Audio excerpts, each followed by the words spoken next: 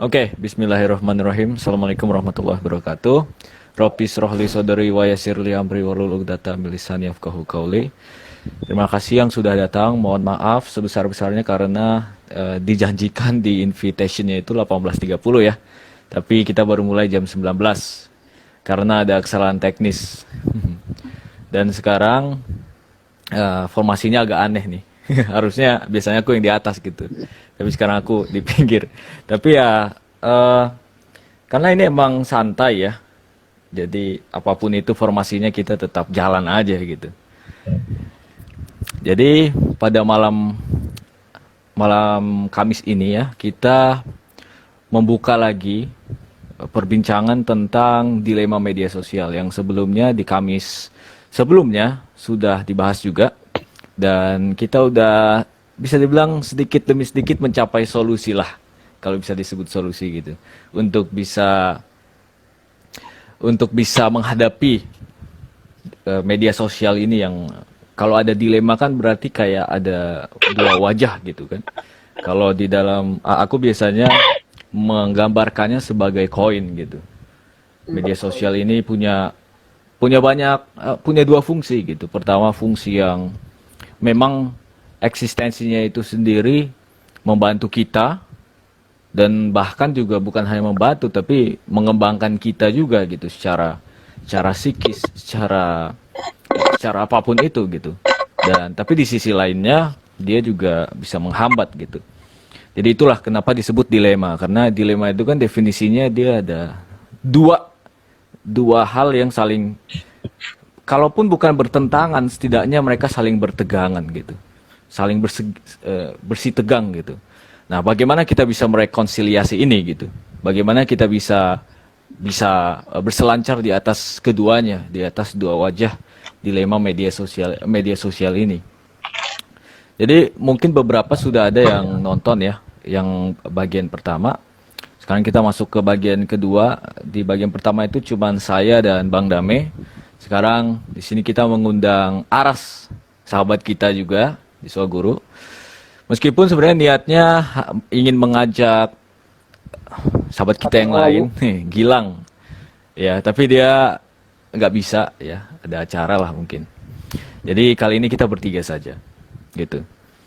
Aku mungkin itu aja ya pendahuluannya. Nanti kita lihat bakal dibawa kemana gitu. Bisa kita ulik lagi lah dari solusi yang Bisa lalu atau, bisa mulai dari sini Bang Arif. iya, Bismillahirrahmanirrahim, teman-teman sekalian yang mendengar ini. Jadi ada sebuah film di Social Dilemma di Netflix itu menggambarkan keadaan kita zaman sekarang nih teman-teman.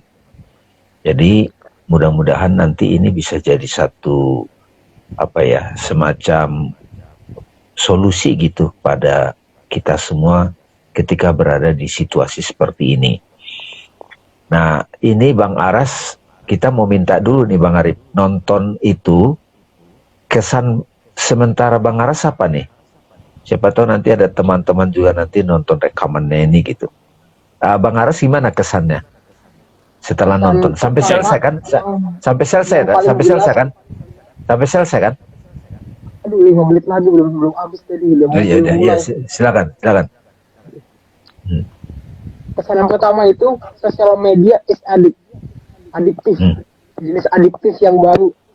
Itu kesan satu katanya kalau menurut yang aku tangkap.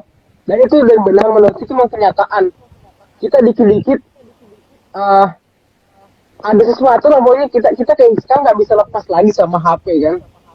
Bahkan bangun tidur aja pertama dicek sekarang bukan lagi kegiatan apapun itu, lihat HP dulu, lihat jadwal, lihat alarm, lihat apa sekarang itu kan.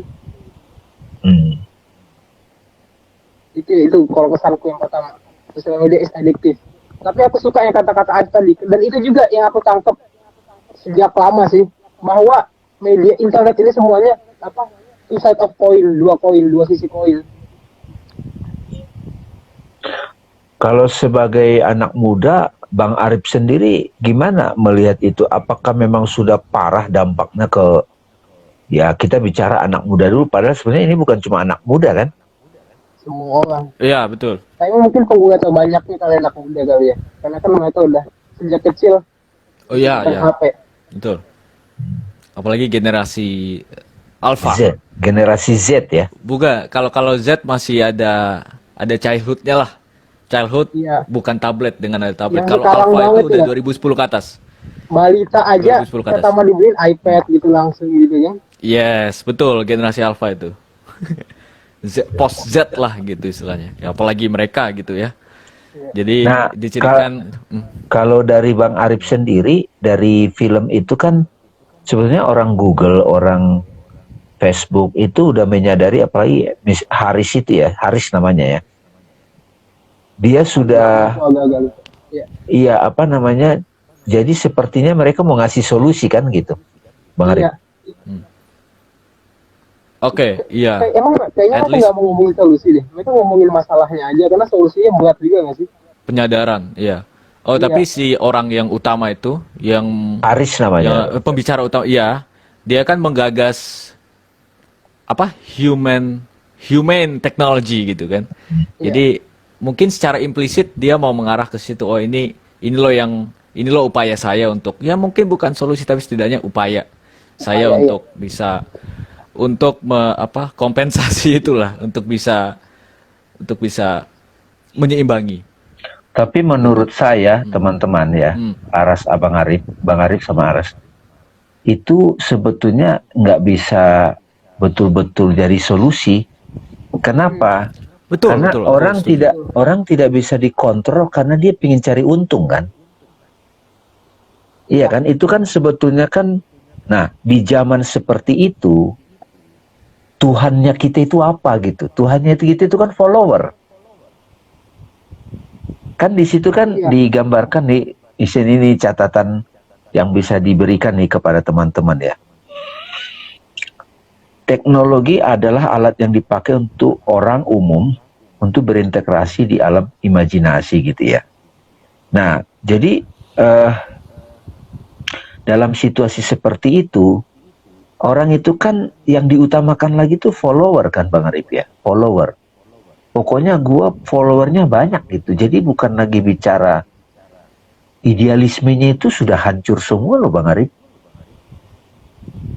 The truth itu udah nggak dipakai di situ. Merasa nggak teman-teman itu? Di garis bawahi juga itu soalnya di sana. Yang Udah apa? nggak ada otentitas.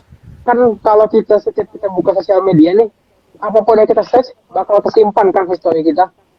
Nah ternyata emang kalau kita bilang kok orang nggak ngerti sih pak, tinggal search di Google. Kenyataannya emang karena history mereka kayak gitu ya. Kalau mereka search di Google, yang muncul itu beda. Kalau kita misalnya kan dijelasin tuh climate change is, kalau yang mungkin kalau kita search engine-nya yang kita yang historinya bagus is real gitu kan, adalah gini-gini. Tapi emang mereka yang di lokasinya dan search engine history search-nya aneh-aneh semua udah saya kayak gitu, justru yang paling atas climate change is fake, is not real, is political. Jadi emang fakta yang mereka dapat juga beda kan, itu di garis bawahi sama mereka. Kalau Bang Arif sendiri melihat dampak paling parahnya dari itu apa Bang? Kalau nggak ada semacam kesadaran itu.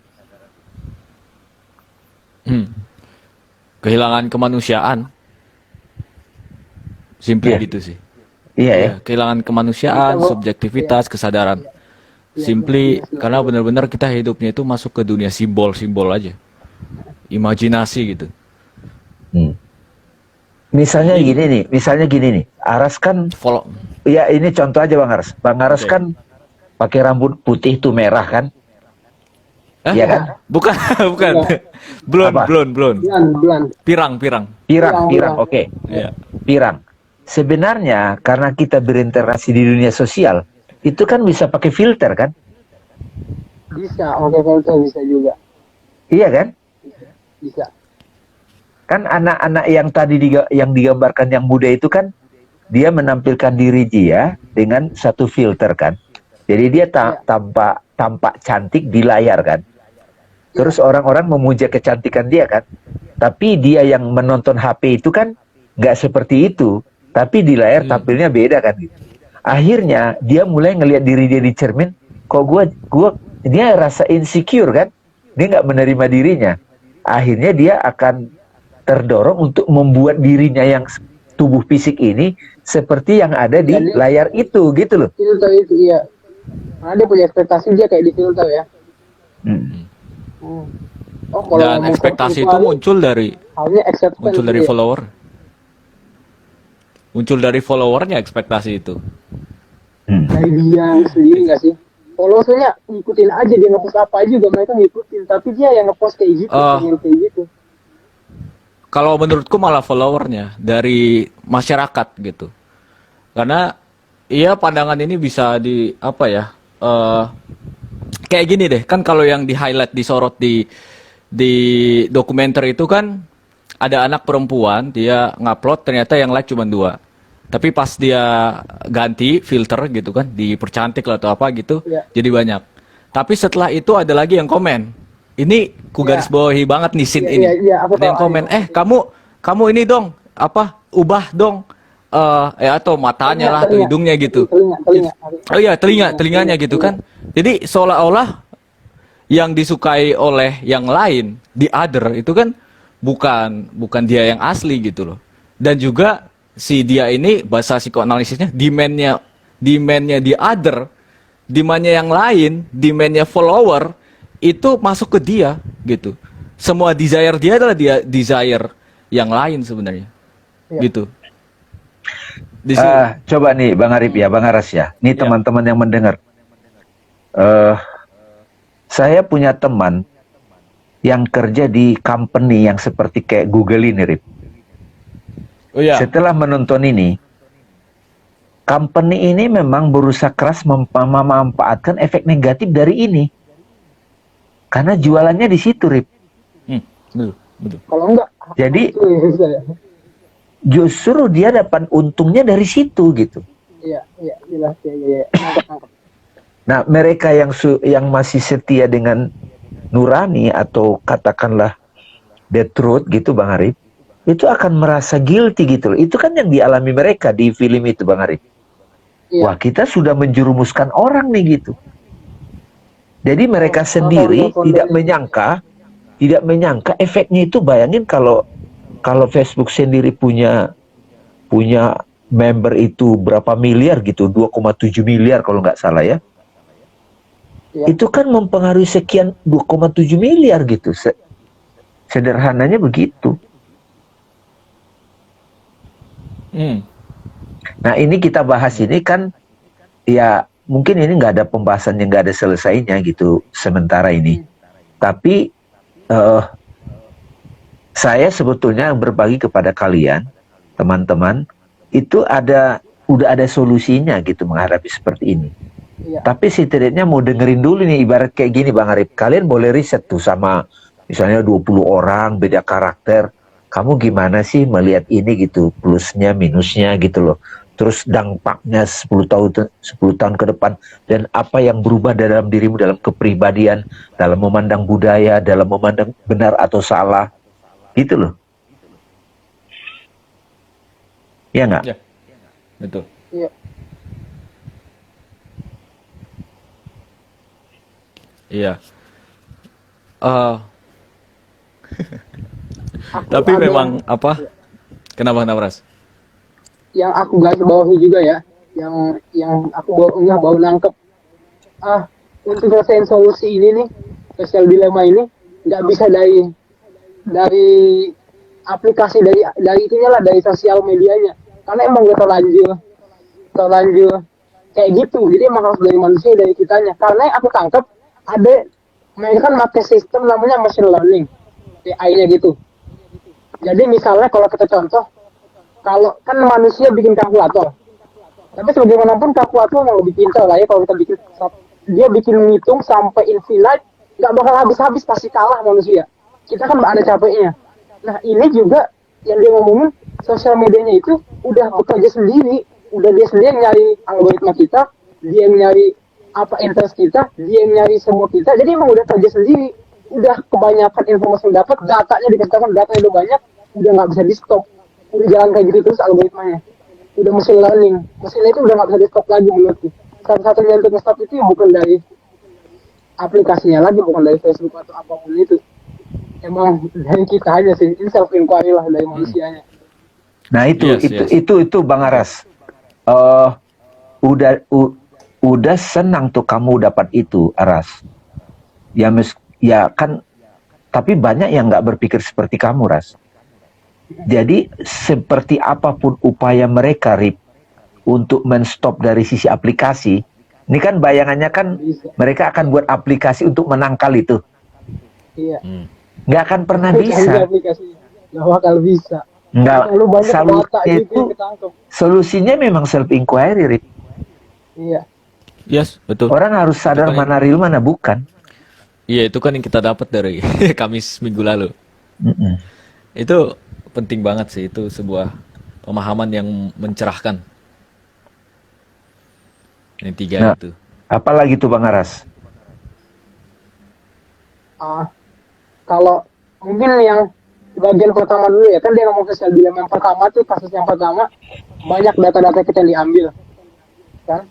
Kalau menurutku ya itu sih, ngomong tadi mesin learning udah sama mesin-mesin aja sih yang bagi-bagi, jadi dari mesin ini dijual ke mesin ini, ke mesin ini, ke mesin ini, jadi emang saling gitu aja lah jadinya. Udah jadi kalau yang pertama pokoknya data kita aman sih, cuman mesin doang yang nangkap. Cuman mesin itu yang bikin serem, dia terlalu tahu interest kita. Emang ini juga aku tangkap ya, setiap kalau kita ngetek sesuatu tapi ngetek kita ya ada nama Aras gitu, seseorang ngetek nama Aras misalnya, pasti kita langsung ngecek. Emang kalau aku ya nggak pasti sih, cuman kemungkinan itu agak ada prioritas dikit. Nanti kalau aku buka HP aku ngecek itu duluan gitu. Emang adiktifnya itu emang ternyata kuat banget. Iya. Nggak tahu mesinnya itu udah sejalan sejauh apa.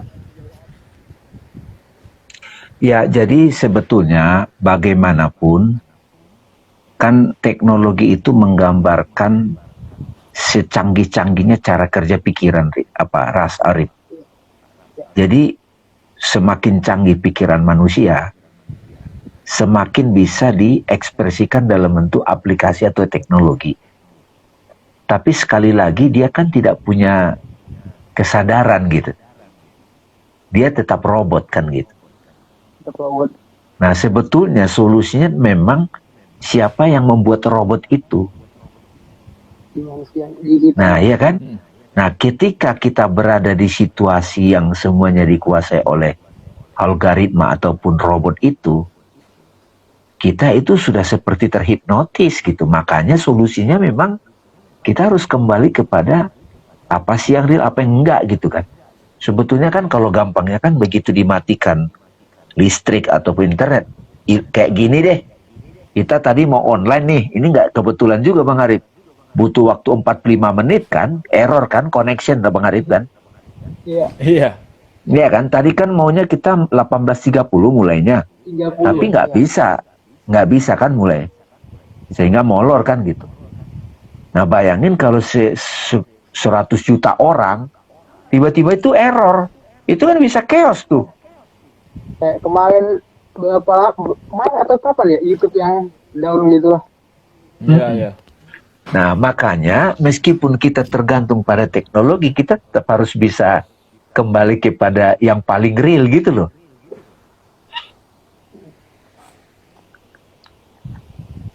Nah harusnya kan, nah ini apa ya?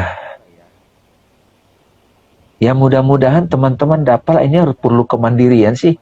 Kalau misalnya dari sisi saya nih teman-teman, kalau mau memberikan pendidikan tentang sosial dilema harus dikasih tahu. Bagaimanapun ini mesin gitu loh. Secanggih apapun ini tetap mesin. Tetap alat lah. Nah, tetapi kalau kita udah sangat tergantung kepadanya, kepada mesin ini, oleng juga Bang Arif. Misalnya bayangin orang yang punya duit, semua pembayaran lewat HP Bang Aras. Tiba-tiba mati 30 menit kayak tadi gitu. Sementara dalam 30 menit itu dia harus melakukan transaksi gitu. Itu masalah banget ya. Masalah banget loh itu.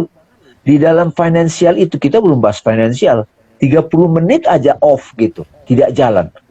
Itu udah dari sisi itu kerugiannya luar biasa gitu. Dari sisi perhitungan dia gitu. kalau kan dia juga ngomong tuh bahwa sosial media ini juga kayak setiap akun, setiap orang lah itu juga ada word sendiri kan, ada dunia sendiri. Jadi sekarang kita harus belajar cara hidup di dua paralel nggak sih, dua world gitu.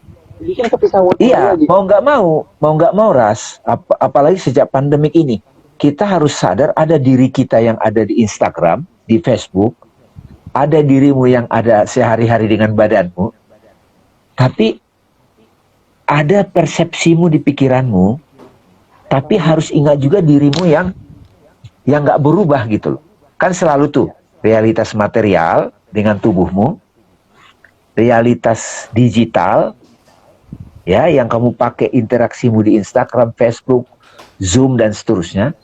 Tapi ada juga dirimu yang terbentuk dari pengalaman itu di your mind gitu, personality. Tapi ada aku yang nggak berubah apapun situasinya gitu. Kalau zaman sebelum ada digital, teman-teman, yang umum itu kan kita berinteraksi dengan orang melalui tubuh, kemudian pikiran. Sekarang ada tambahan, interaksi kita lebih banyak di dunia virtual. Dan dunia virtual itu bisa diubah-ubah dengan seenaknya gitu loh. Kalau sehari-hari kan muka kita nggak, ya paling di make upin kan. Iya. Paling mudah kan, kayak Bang Aras. Rambutnya udah berubah tuh, gitu kan. Tapi kalau di digital, wajahmu di digital, kamu bisa ubah-ubah dengan mudah. Bajunya kamu ganti, backgroundnya kamu ganti, hidungnya kamu mancungin, kesan kamu kayak charming bisa. Jadi hidup di digital itu seperti hidup di dunia imajinasi. Berubah-berubah itu bisa gitu. Bayangin kalau orang itu nggak punya ketetapan karakter, nggak punya karakter yang kokoh, itu yang bikin depresi Bang Arif. Tapi pada saat yang sama, orang yang sudah punya keunikan karakter, dia bisa menggunakan itu untuk menginspirasi orang. Jadi makanya solusinya, kalau kita sudah menemukan diri kita yang otentik, yang divine, kemudian diri kita yang unik, khasnya Aras, khasnya Bang Arif, lalu pakailah alat itu sebaik-baiknya. Yang repot kan orang yang masih mencari identitas, topeng gue apa nih gitu loh. Itu mengerikan loh sebenarnya. Makanya insecure. Coba deh rasain Ras. Kamu belum ketemu karakter khasmu gitu. Kamu belum nyaman dengan dirimu. Kamu bisa ubah-ubah. Sementara dengan digital ini, medsos ini, kamu bisa mengubah-ubahnya itu per jam bisa kamu ubah gitu. Dan kita dikenal orang melalui digital loh sekarang. Orang tidak benar-benar ke orang lain, kenal orang lain secara langsung loh. Iya nggak? Kita mengenal orang bukan langsung lagi loh. Kita mengenal orang melalui apa yang dia tampilkan loh. Dan apa yang dia tampilkan itu bisa diotak-atik dengan sangat mudah.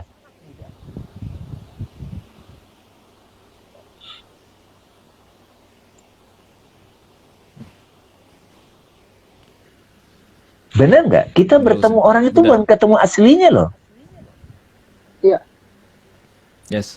Makanya kalau ada yang bisa diambil, menurutku ya, inti dari salah satu gagasan paling krusial yang kita kembangkan di obrolan ngalor ngidul kami sebelumnya itu adalah, ini bahasaku ya, parafrase, media sosial atau dunia digital itu sebenarnya simulasi.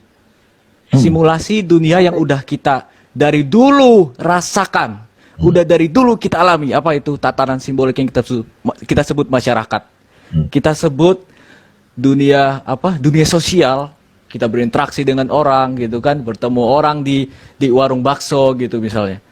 Emang kita ketemu orangnya gitu loh. Kita kan ketemu apa yang kita persepsikan melalui dia, mungkin dia perilakunya begini begitu gitu kan. Nah, adanya dunia digital, ini pemahamanku ya, dan itu sangat clear banget sebenarnya menurutku dengan memandang seperti ini. Dunia digital itu kayak simulasi. Kalau dari seorang filsuf yang aku cantumkan quotes-nya di minggu lalu, ya dia bilang kan semakin banyak informasi semakin rendah meaning. Dia juga bilang ada sekarang itu namanya hyper reality. Jadi realitas yang udah nggak ada dasarnya lagi, tapi mencontoh realitas itu. Simulakra namanya, simulacrum. Nah, bukankah itu media sosial gitu kan? Kita bertemu ada orang dibully, cyberbullying.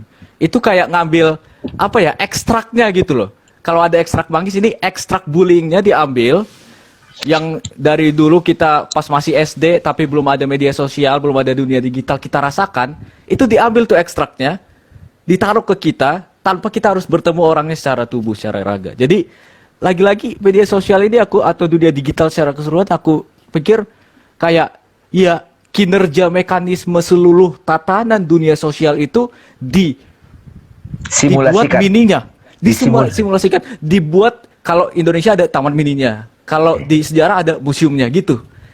Jadi everything is, makanya kan ada yang bilang oh ya kita data kita diambil. Ya memang seprivate-private-nya itu nggak privat gitu loh. Iya gak sih? Iya kan? Udah nggak privat. Udah nggak privat lagi. Udah Nah ada di yang sini private. aku iya gitu. Dan ajaibnya ternyata yang aku baca Immanuel kan sudah sadar akan hal ini gitu dari dulu. Dia bilang ketika kita menyuarakan pendapat kita sebebas apapun itu belum publik loh, itu masih privat gitu loh. Maksudnya masih benar-benar publik, semuanya masih apa yang kita anggap public space atau apa yang kita anggap private space itu sebenarnya tidak sepenuhnya private, atau yang kita anggap publik tidak sepenuhnya publik. Kita bolak-balik jadinya gitu loh. Jadi aku sendiri kalau ditanya tadi kan Bang Dame gimana pandangannya? Ya emang dunia digital itu simulasinya, dan karena dia hadir sebagai simulasi membuat kita harus sadar gitu loh. Oh ternyata dari dulu dunia masyarakat itu begini toh. Makanya aku harus bisa menyikapinya gitu loh.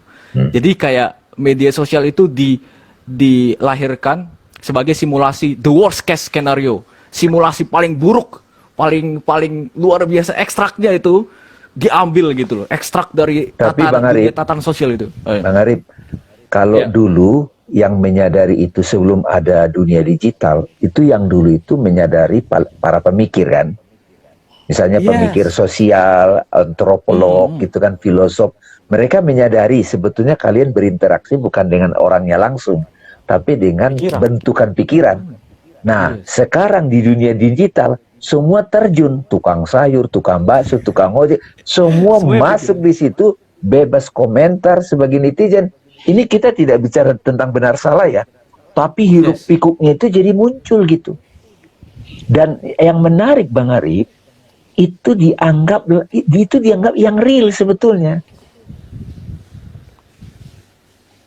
Jadi simulasi yang dulu dipikirkan oleh para filosof atau sosiolog, psikolog gitu kan, kali ini tuh bertemu dengan image-image personality di dalam pikiranmu.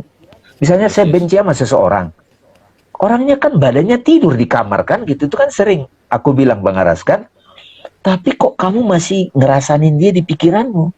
Sebenarnya kamu yang kamu benci yang mana sih? Kan sebuah persepsi, sebuah sosok, sebuah personality yang hadir di pikiran kan gitu. Nah sekarang kita cuma pegang HP, laptop, kita itu marah-marah sendiri coba tuh di kamar sendirian, pakai HP marah-marah sendiri gitu, coba. Dan itu terjadi massal gitu, masif. Tapi menggerakkan tubuh loh itu, jangan salah. Misalnya di Mesir itu gerakan demo itu dilakukan melalui medsos. Nah, tetapi berita baiknya juga kita bisa berinteraksi dengan orang-orang yang kita kagumi dengan mudah. Makanya kesadaran diri, kemampuan kedewasaan dalam menggunakan ini itu menjadi penting. Sudah nggak relevan lagi anak muda misalnya bisa nggak sih dilarang-larang jangan main game, jangan main HP. Kan di situ kan lagi mau makan malam Bang Aras. Ingat nggak yang makan malam itu mereka? Itu kan mamanya bilang semua HP masukin box. Oke deh, dengan terpaksa. Tapi begitu bunyinya doang. Bunyinya itu sudah menghipnotis loh, Ras. Iya, emang jelas bener banget. Akhirnya apa? Jadi, Dipecahin, Jo.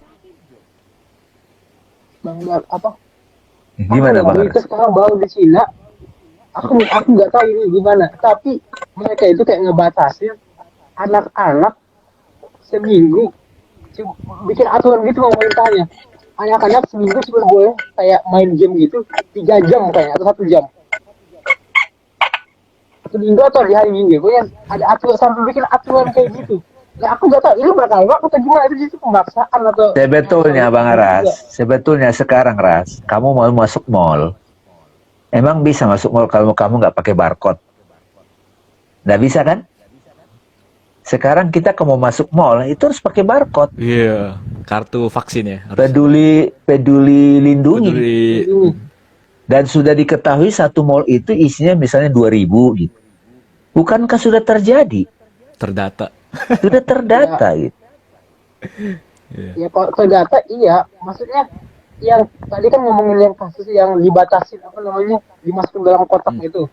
Ya ini yang di Cina ini beneran seluruh Cina itu beneran anak-anak beneran nggak bisa make gitu, nggak bisa make HP atau apapun itulah dibatasi Ya, gitu. Diterapkan aturan itu. Itu pendekatan Bener-bener Dela aturan of Fear ya. DW of Fear Iya. jadinya. Jadi bener itu yang punya kasusnya bener mirip 3 jam loh kayak 1 jam. Lagi banyak pro kontra juga masalah soalnya. Iya. Bang Kalau aku Arif, jelas kontra sih. Apa? Ya. Aku Bang kontra. Arif, ini sampai jam berapa? Ini mau ada acara lagi. Tapi Oh, oke.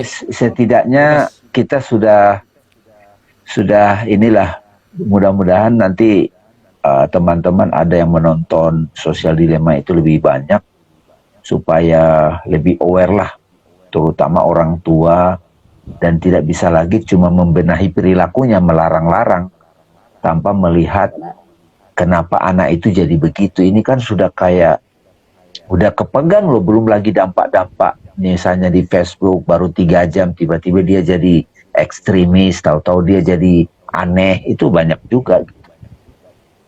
Karena Ya apa? mudah-mudahan anak-anak Swaguriti sudah bisa dewasa melihat itu kan. Ini mana yang real, mana bukan. Saya harus bisa memutuskan berapa jam saya harus pakai, apa gunanya, saya sadar ini alat dan seterusnya gitu. Karena emang sifat manusia itu mau kayak habit itu emang nggak suka dilarang nggak sih, pengen Nggak bisa, Kalau itu karena larangan nggak bagai suka dilarang-larang. iya. Iya, kecuali kalau dia sadar sendiri kan. Tapi aku pernah coba eksperimen.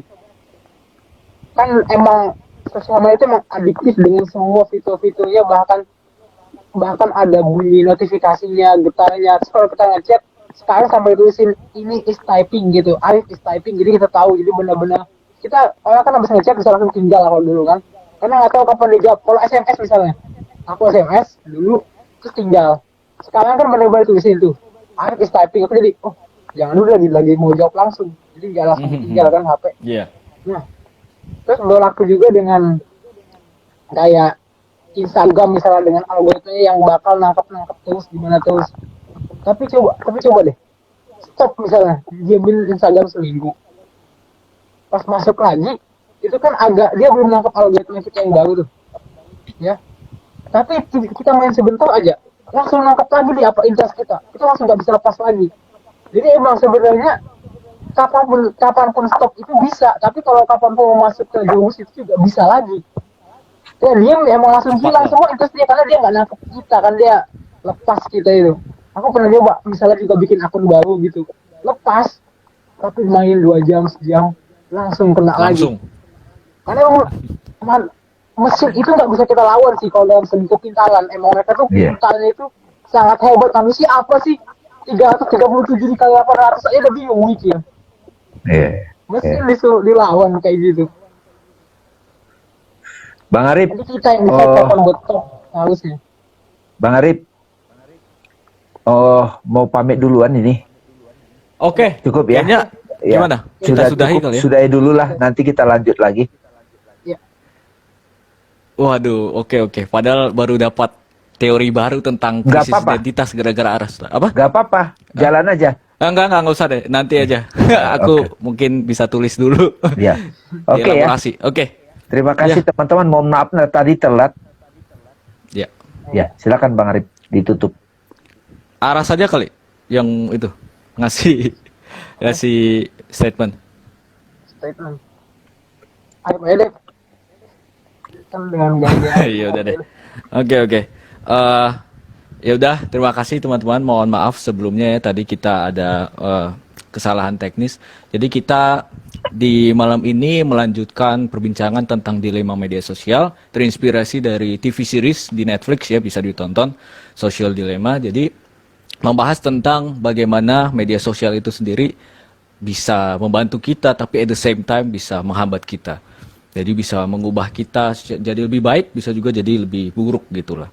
Dan pokoknya di masa sekarang ini media sosial hampir selalu masalah itu terkait dengan media sosial atau sumbernya dari media sosial, dari dunia digital gitu.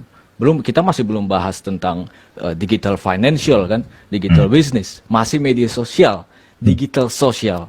Jadi apalagi itu gitu kan. Nah, intinya kalau aku tadi sih yang aku garis bawahi, dunia digital secara keseluruhan adalah simulasi dunia sosial yang kita sudah alami sejak peradaban muncul gitu. Tapi kita baru sadar aja gitu, terutama di munculnya hoax gitu kan, kita bahas di minggu lalu. Hoax itu sebenarnya harusnya menjadi stimulus untuk kita semakin peka gitu.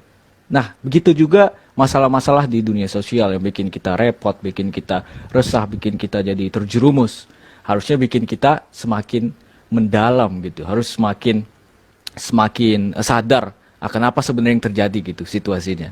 Nah, makanya di minggu lalu dan mungkin juga untuk solusi saat ini kita harus melakukan filosofi, self inquiry dan spirituality gitu. Ya, spiritual experience. Jadi 3 itu aja. Dari filosofi kita bertanya sampai mendalam gitu. Jadi ini apa sih sebenarnya masalahnya? Dan terutama harus digarisbawahi, kadang yang kita sebut masalah yang bikin kita stres hancur-hancuran itu belum tentu masalahnya. Jadi harus kita belum tentu masalah fundamental gitu. Makanya agak ribet juga kalau curhat ke seorang filsuf gitu, karena dia tahu, oh kok itu masalahnya gitu, emang bener itu masalahnya gitu kan, bukan itu kok masalahnya, nih saya kasih tahu fundamentalnya apa sih sebenarnya yang kamu sebut masalah itu filsafat. Terus self inquiry, dari masalah itu, dari pertanyaan yang udah kita formulasikan, tanya ke diri kita gitu, oh apa nih relate-nya, apa yang terjadi dalam diri kita, itulah self inquiry. Baru setelah itu kita lakukan, kita berdoa, kita terus jalani, terus ada great will untuk terus menjalaninya, terus terus merasakan rasa itu, merasakan ilmu itu yang kita dapat tadi dari self inquiry dan filosofi. Jadilah spirituality, jadilah experience. Itu aja, 3 itu aja sebenarnya. Ya. Insya Allah kita bisa bertahan, kita bisa berselancar di hiruk pikuk dunia sosial. Terima Terima kasih kasih. saya Arif, Terima kasih banyak. terima kasih Bang Dabe, terima kasih Aras, terima kasih yang nonton. Assalamualaikum.